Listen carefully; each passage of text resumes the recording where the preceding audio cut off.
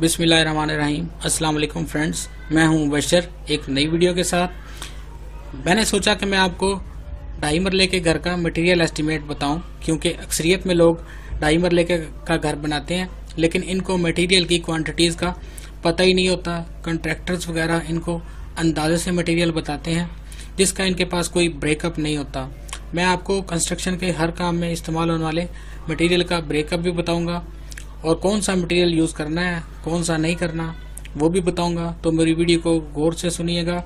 मैंने एक स्टैंडर्ड ढाई मरले के घर का प्लान लिया और उसके मुताबिक क्वांटिटीज़ निकाली और उनके अकॉर्डिंग मैंने मटेरियल कैलकुलेट किया ताकि मैं आपको तकरीबन एक्चुअल मटेरियल क्वांटिटीज़ बता सकूं।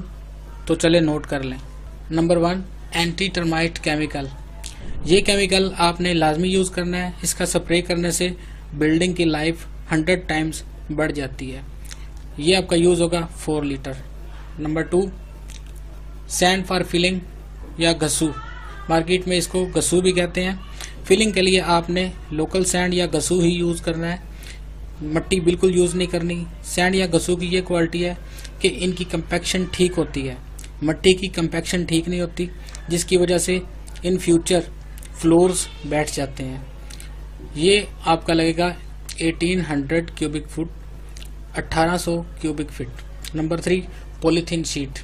पॉलीथीन शीट आपकी यूज़ होगी छत पे वाटर प्रूफिंग के लिए और डीपीसी में। ये आपकी यूज़ होगी 700 स्क्वायर फीट, जिसमें से छत में यूज़ होगी 590 स्क्वायर फीट और डीपीसी पे यूज़ होगी 110 square feet. Number 4, brick ballast. Brick ballast आपने फर्स्ट क्लास ब्रिक्स का ही यूज़ करना है। थर्ड क्लास ब्रिक्स का ब्रिक बेलास्ट यूज़ नहीं करना। थर्ड क्लास ब्रिक बेलास्ट की जब कंपैक्शन की जाती है तो ये मट्टी बन जाता है जिसका कोई फ़ायदा नहीं होता, आप अपने पैसे ज़ाया ही करेंगे। तो फर्स्ट क्लास ब्रिक बेलास्ट आपका यूज़ होगा 370 cubic foot, 370 cubic feet. Number 5, first class BRICS. Brick work के लिए आपने फर्स्ट क्लास ब्रिक्स ही यूज़ करनी है। ये आपकी यूज़ होंगी 38,000। Number 6, cement.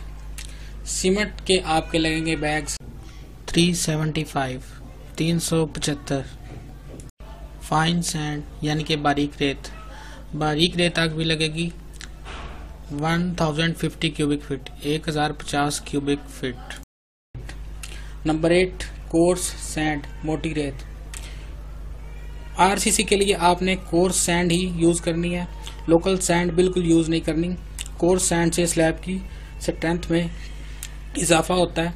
कोर्स सैंड आपकी यूज़ होगी total 750 cubic feet, 750 cubic feet, जिसमें से 300 क्यूबिक फीट आपकी स्लैब्स में यूज़ होगी और बाकी प्लास्टर में। 9, क्रश यानी कि बजरी। क्रश आपकी यूज़ होगी 800 क्यूबिक फीट यानी कि 800 cubic feet. Number 10, reinforcement steel. Steel आपने ग्रेड 60 या ग्रेड 40 का ही यूज़ करना है। मार्केट में एक और स्टील भी अवेलेबल होता है जो कि डाउन गेज का होता है, वो आपने बिल्कुल यूज़ नहीं करना। इसकी परफॉर्मेंस 0 है, वो फेल स्टील होता है। इनकी प्राइस में थोड़ी डिफरेंस होता है। फॉर एग्जांपल, अगर ग्रेड 40 का स्टील आपको 1,10,000 रुपये का एक टन मिल रहा है और जो डाउन गेज का स्टील है वो 1,00,000 रुपये का एक टन मिल रहा है, तो आप लोग 10,000 रुपये बचाने के लिए अपने 1,00,000 रुपये ज़ाया कर देते हैं, जिसकी मुझे आज तक समझ नहीं आई। तो सरिया स्टील आपका यूज़ होगा 1770 किलोग्राम्स, 1770 किलोग्राम्स। नंबर 11, मड, मट्टी आपकी यूज़ होगी छत पे वाटर प्रूफिंग के लिए।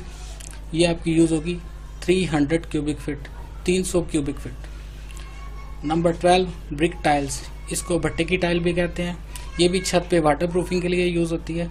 ये आपकी यूज़ होगी 2100 नंबर्स, 2100 नंबर्स, 2100 ये आपकी ब्रिक टाइल्स यूज़ होंगी। Number 13, binding wire. ये आपकी स्टील फिक्सिंग में यूज़ होगी।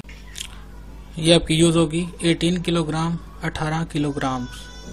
तो उम्मीद करता हूँ आपको मेरी वीडियो अच्छी लगी होगी। तो मेरे चैनल को सब्सक्राइब करें, शेयर करें और लाइक करें। अगर आपको वीडियो पसंद नहीं आई तो डिसलाइक ज़रूर करें। शुक्रिया एंड अल्लाह हाफिज़।